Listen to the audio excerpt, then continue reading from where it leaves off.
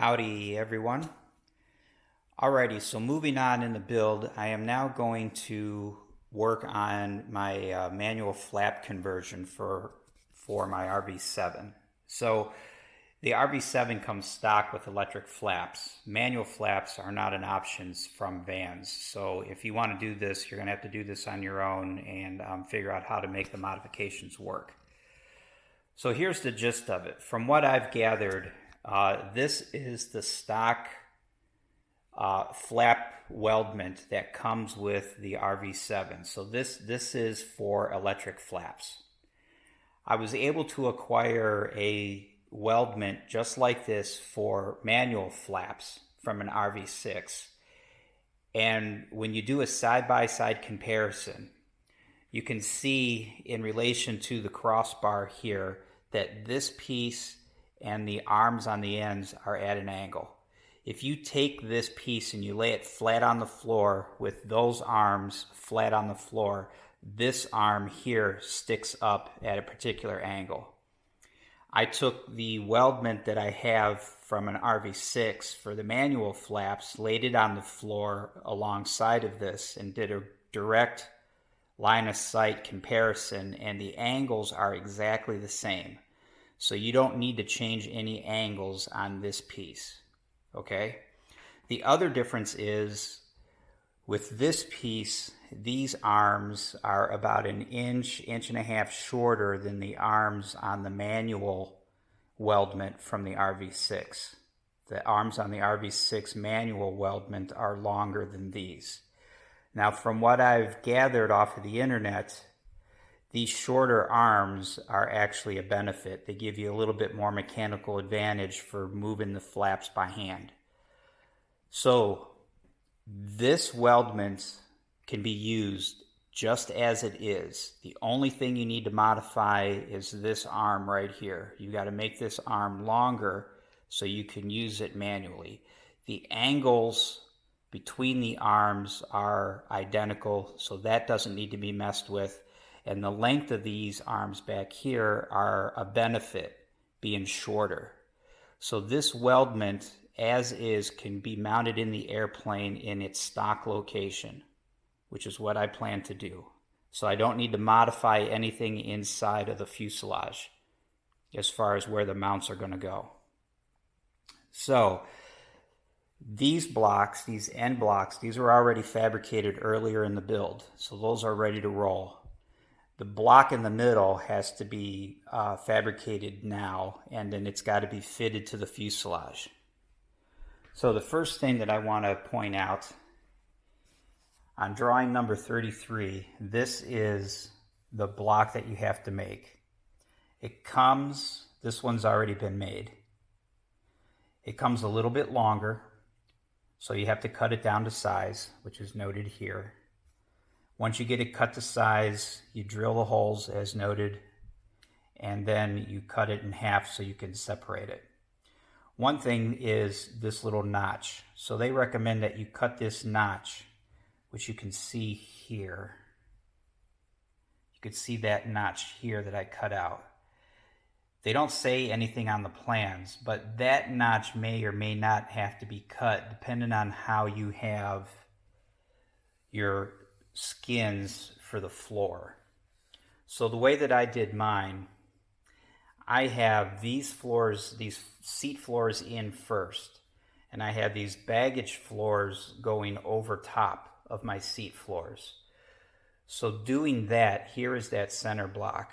Since this floor rests over top of this floor, I do not need to cut that notch because it's just nice and flat completely under here. If you have your seat floors over top of the baggage floors, then you have the edge of the seat rests up here on top. And then you need to cut that little notch to clear that lip. I didn't realize that until after I had this cut, but if I had another block, I'd make a new one. But since I don't, and I'm not going to spend $100 on a new one, I'm just going to go ahead and put a washer in here to take up that gap. So again, if you got baggage floors laying over top of seat floors, you don't need to cut that notch in the block. All right, so I got the block cut, and I'm going to go ahead and start fitting this to the fuselage along with this weldment here, and then I'll come back in and I'll explain the next step. All right, back at the airplane, you can see that I've got the weldment fitted into the fuselage, and I've got that center black block in place. As I said, as of right now, nothing has been modified at all on this installation for the manual flaps. I've got the block in place on the end. Of course, I've got the other block in place on this side. These are not actually bolted in place. I have been installing it with the bogus nuts on the other side. I just use regular hex nuts temporarily so I don't wear out my nylon lock nuts. But for this filming, I don't have nuts on here. It's just the bolts. So that's it. That's the stock location there. Now this center block, if you follow the plans, of course, it's just you position the block. I would recommend installing the weldment in place with bolts so it's actually held in place again, real world, as if it's going to be permanent.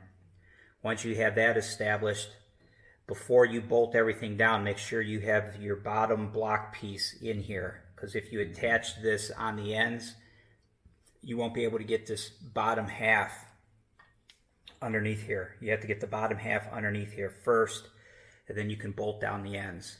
Once you have the ends bolted in place, that will locate the position of this bottom block. Then it's just a matter of coming through here, marking your hole locations, and then drilling those holes. And then you fit nut plates just like you did these. And now I didn't film, and I'm not going to go over installing the nut plates, because quite frankly at this point, if you made it this far in the build and you still haven't figured out how to put in nut plates, you probably should not be trying to figure out how to modify something like this for manual flaps. So I'm not going to go over the nut plate stuff. But that's it. So now everything is in place per the plans. Now the actual modification can start. Oh, here's what I was talking about with the floor. So I know everything is super reflective, but since this piece here, this baggage floor, comes over and overlaps the seat floor, this notch that I had cut does not need to be there. If this floor overlapped this floor, then you would have to cut that notch to clear the flange, if you will, that would have been here. But since this floor sits on top of this one, this is all flat. So that notch didn't need to be cut. Just something to be aware of depending on how you have your floors installed. So now at this point, I'm going to take this out and I'm going to start the actual modification to make it work with manual flaps. Stand by. Before I move along too far here, I wanted to show you what I was talking about between the two weldments. So again, the white one here is the stock weldment for electric flaps included in the RV7 kit. The brown weldment is the weldment that I acquired, and it came off of an RV6, I believe, with manual flaps. And you can see that they are identical except for the lengths of the arms. So what's most important is to note that the angles here between the arm for the electric flap and the arm for the manual flap, that angle is exactly the same between the two. So you don't need to modify the electric weldment as far as angles between this leg and these legs. And as I said, the other difference is the length of these arms here. So the electric flap weldment, this is shorter from the pivot point to the pivot point, is shorter than from this pivot point to this pivot point. But as I said, that shorter arm length gives you a little better mechanical advantage to move the flaps manually. Since this bar does not need to be modified, it can be installed in the RV7 as is per the plans, which I just showed you a second ago. So now what I need to do, I need to modify this arm to give me this overall length and fit the internal mechanisms so you can catch and release, if you will, the different flap positions. So that's what I'm going to be working on next. I'm not going to rely on this length to be accurate. I'm sure it is, but I'm going to, I have a set of RV6 manual flap plans. I'm going to verify this length, make sure that it's correct. I'm going to match the length to my mechanism here to the plans. I know also doing some research on the internet that some people will shorten this length, mostly because they want to use some cup holder or some kind of other storage down in that area between the seats. But since I have my forward console that I made with cup holders and different things, I'm not worried about having space between the seats, so I plan on potentially keeping this length as drawn on the RV6 plans, but I'm not there yet. Let me get cracking on modifying this, and as I work through it, I'll do some videotaping and I'll get back.